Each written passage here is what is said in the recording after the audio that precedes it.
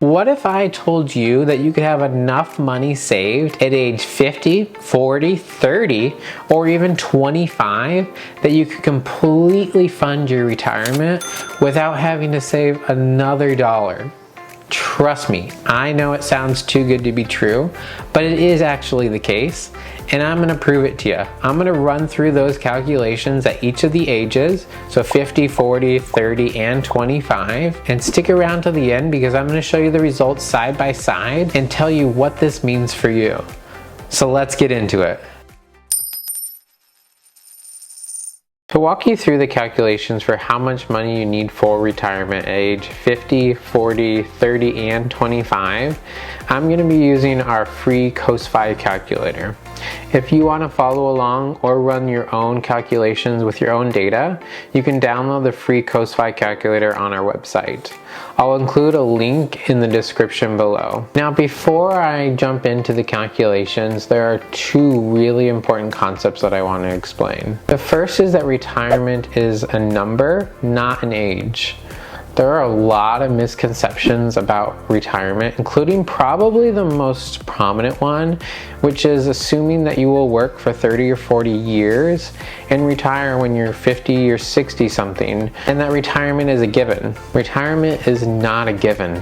And that may sound scary to some of you, but it's actually much better that it's a number instead of an age, and I'm going to explain why. So retirement actually happens when you have other sources of income that exceed your living expenses, that you no longer have to work for active income. These other sources of income can be investment income, like returns from the stock market or real estate. It can be a pension or even Social Security. So instead of just assuming that you'll retire in 40 years, you can actually take control of how much you save for retirement. And while early retirement may not be achievable, you can get to a point where your investments will do the rest of the work to fund your retirement. Now that brings me to the second important concept, and that's the idea of future value.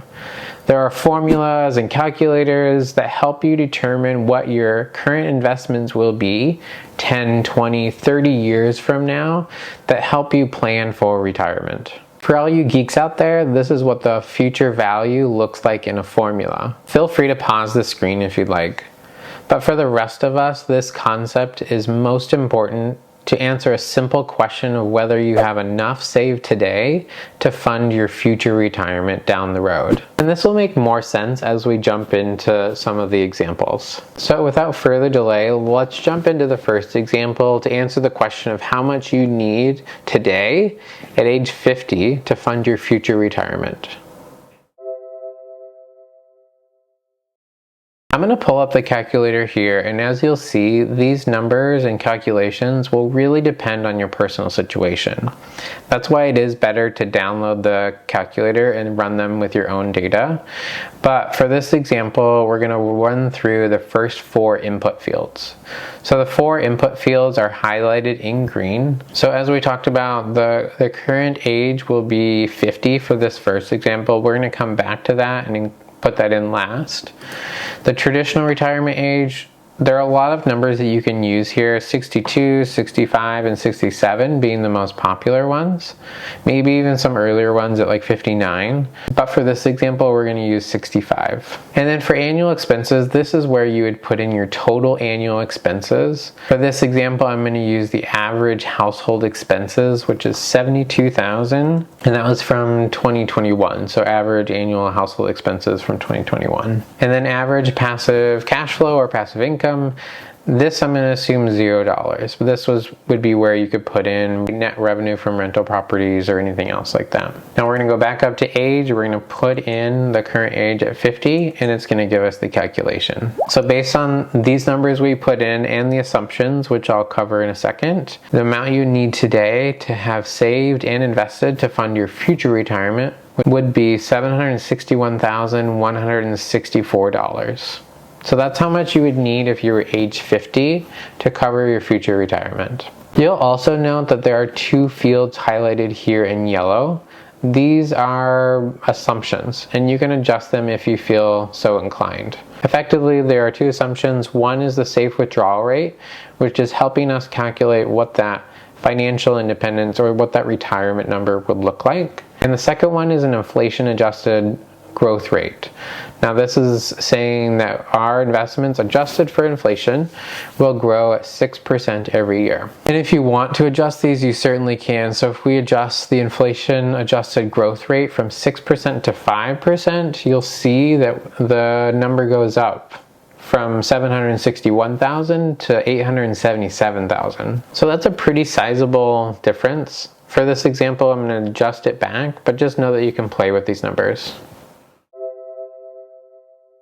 So at age 40, this number is going to be so much lower. And the reason why is you have 10 extra years for growth. So your current investments will grow and compound over time and have an extra 10 years to do so. So if we change this current age from 50 to 40, it's going to give us the updated number. So it goes from $761,000 to $425,030. This is a huge decrease, and this shows you what an extra 10 years can do to your current investments. And again, all of these four input fields, as well as the assumptions, will change the result of the calculation. For example, if we were to reduce the annual expenses by $10,000 to $62,967, the COSFI number goes down to $366,000. But for the remaining two examples, we're going to switch this back to $72,967 and calculate ages 30 and 25. At the next age again, we're seeing 10 more years of growth.